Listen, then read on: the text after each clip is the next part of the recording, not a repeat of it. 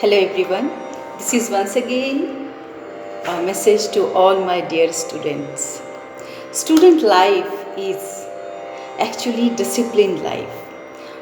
Once we enter into student's life, it means we are entering into a disciplined life, and this discipline we actually carry throughout our life.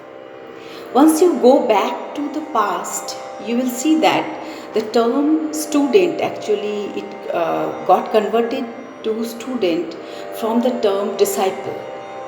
And the term disciple, the origin of the term disciple is actually discipline. So student life means disciplined life. Now, how to follow discipline in student life? Time management, one thing. Second thing is that you will not indulge yourself in any unnecessary habit or in any unnecessary matter. Keep yourself away from family problems as much as possible because parents are there to solve it. And next is entertainment should be there for or to energize you. It should not be exhausting. It should not deplete your energy level. And once you take up any task without finishing, you will not leave that. I'm not saying ki full chapter or solving like 100 or 150 question answer, not like that. But once you have taken up one problem, you are writing one answer to any question, unless and until you finish it, whatever may be the call or maybe urge to go for drinking water or something refreshment or somebody is calling you, don't leave your chair unless you finish that. That is the way you will be imbibing discipline into your life. Time management is must.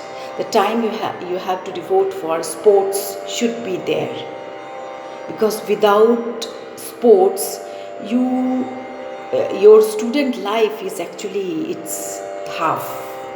You are not living fully student's life. Then whatever other activities you do, please do allot some time for those activities. Allow time for studies. Every half an hour you can take a small 2-3 minutes break to resume back to your studies. Not longer. 2-3 minutes means to drink water or just to take some means move your body here and there, that's all, and then resume back to your studies. That way you will be more active or your absorption ability will increase, because psychological studies say that human mind up to half an hour its absorption ability is in state of peak. It is in peak, and then it starts falling back again. So before it falls back, we have to take a break for 2-3 minutes, and then again you resume back. So the constant level of your intellect will be maintained during your studies. And entertainment, whatever you follow, it should be there to energize you. Don't go for such entertainments which exhausts or distracts your attention takes away your attention from your studies. Don't go for such entertainment. Talk to your friends, enjoy with your friends. Don't keep on always scrolling the mobile or on the internet. Don't be always there. It's highly exhausting unless and until you need that. So this way you can lead a well-disciplined life. And the most important thing is, whatever you are doing, be focused. Be 100% focused. This you cannot do at the time of tremendous pressure or during the examination. You cannot do at once. You cannot learn. You have to learn it. You cannot do it at once. You have to learn it day by day, moment by moment.